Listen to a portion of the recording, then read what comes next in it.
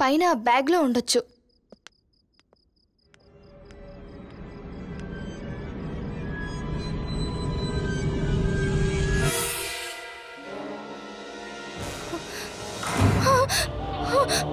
నేనమ్మా.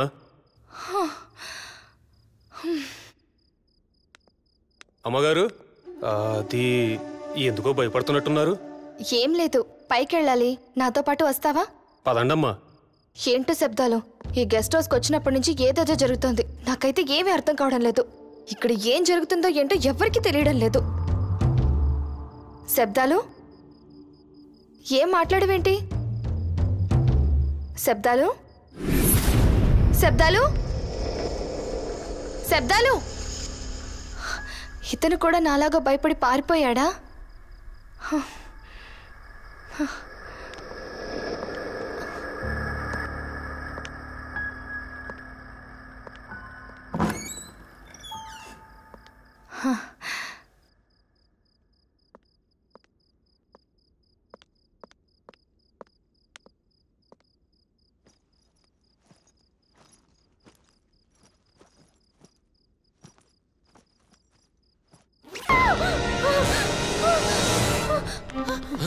శ్వేత, శ్వేత, ఏమైంది శ్వేత? శ్వేత, ఏమైంది?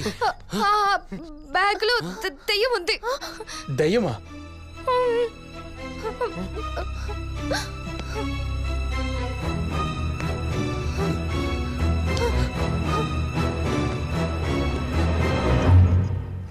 ఇందులో ఏం లేదు కదా శ్వేత?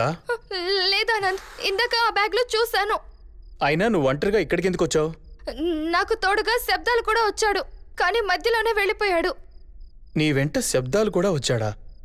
ఈ గెస్ట్ హౌస్కి వచ్చినప్పటి నుండి మేమంతా దయ్యం గురించి భయపడుతుంటే ఒక్కరోజు కూడా శబ్దాలు దయ్యం గురించి అడగలేదు. అంటే శబ్దాలు, శబ్దాలు, శబ్దాలు లేడయ్యా. శబ్దాలు లేడా? మరి నువ్వెవరు?